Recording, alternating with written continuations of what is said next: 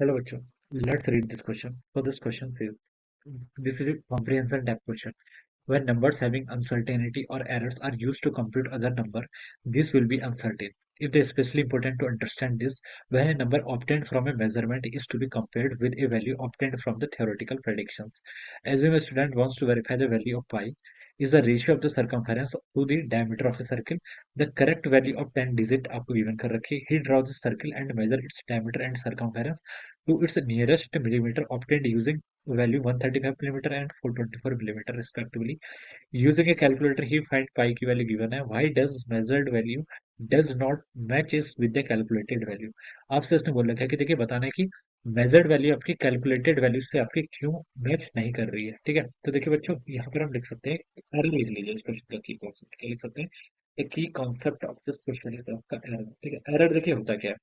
Error basically देखिए आपका error होता है, आपका देखिए डिफरेंस होता है, किस किस का डिफरेंस होता है, एक मेजर्ड वैल्यू का और एक आपकी ट्रू वैल्यू जिसे हम बोलते हैं। ठीक है, क्या बोलते हैं आपकी मेजर्ड वैल्यू और ट्रू वैल्यू। ठीक है, तो इनका जो डिफरेंस होता है, ठीक है, तो मैं लिख लेता हूँ। देखिए एरर किसके इक्वल होगा, ये आपका true value minus measured value. ठीक है, ट्रू वैल्यू मॉड ले लीजिए। ठीक है, ट्रू वैल्यू माइनस आपका क्या मेजर्ड वैल्यू का जो डिफरेंस होता है, this is called average error. ठीक है, मेजर्ड वैल्यू। ठीक है, ये क्या कहलाता है, आपका एरर कहलाता है। ठीक है, ट्रू वैल्यू देखिए क्या होती है, ट्रू वैल्यू देखिए वो होती है जो आपकी थ्योरी, इसमें बोल रखा है थ्योरेटिकल प्रेडिक्शन से आती है। ठीक है, वो क्या कह लेती है आपकी ट्रू वैल्यूज। ठीक है, ये आपकी क्या होगी ट्रू वैल्यूज, या फिर ट्रू वैल्यूज देखिए हम क्या बोलते हैं, अगर हम कोई मान लीजिए जी की वैल्यू कैलकुलेट कर रहे हैं। ठीक है, एक वैल्यू आपके पास आई, आपने नंबर ऑफ मेजरमेंट ली, एक बार एक्सपेरिमेंट किया, दो तीन बार, चार पांच वैल्यूज ली, फिर हम उन सबका स्टैटिस्टिकल एवरेज ले लेते हैं। ठीक है, और फिर एवरेज वाली जो वैल्यू आती है that is called true value, सब क्या बोलते हैं आपका ट्रू वैल्यू बोलते हैं। ठीक है, और मेजर्ड वैल्यू होती है जो हमने एक सिंगल वैल्यू कैलकुलेट कर ली। ठीक है, अब जी की वैल्यू देखिए जो आपकी ट्रू वैल्यू थी 9.81 मीटर पर सेकंड स्क्वायर होती है। ठीक है,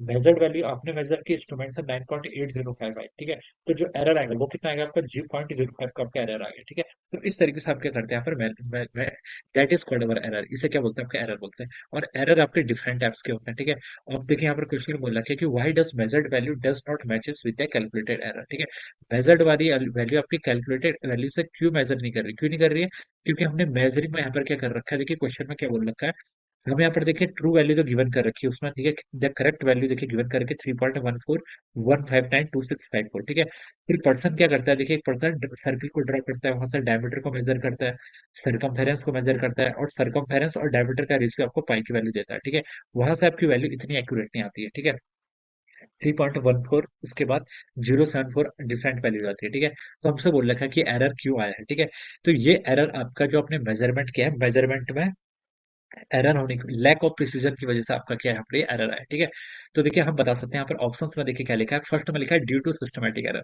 तो ये तो होगा नहीं, सिस्टमैटिक एरर हो नहीं सकता।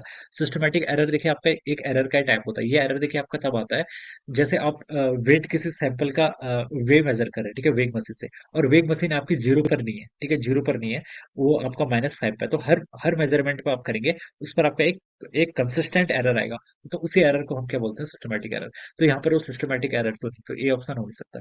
बी पे लिखा है due to the error in calculation. ठीक है, कैलकुलेशन में एरर के कारण। ठीक है, तो ये भी आपका देखिए बच्चों यहाँ पर करेक्ट नहीं है, कैलकुलेशन में भी आपका ये कहा जाएगा करेक्ट नहीं है, ये आपने मेजरमेंट में ही गलत किया। ठीक है, इसलिए आपका रॉन्ग हो जाएगा।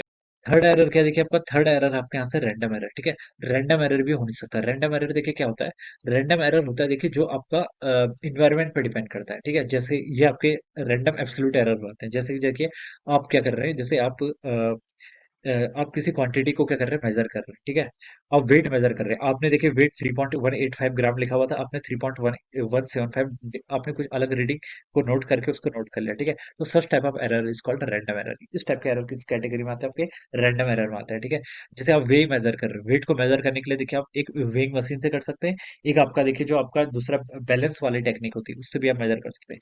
तो देखिए बैलेंस वाली टेक्निक में आपका एरर आ सकता है। ठीक है, तो उसे हम क्या बोलते हैं, दैट इज कॉल्ड अवर, वो आपका रैंडम एरर की क्लासेस में आएगा।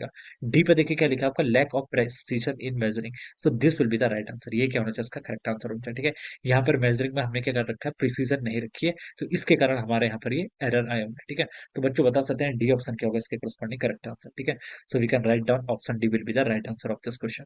सो I hope you all understood this concept, all the best and thank you.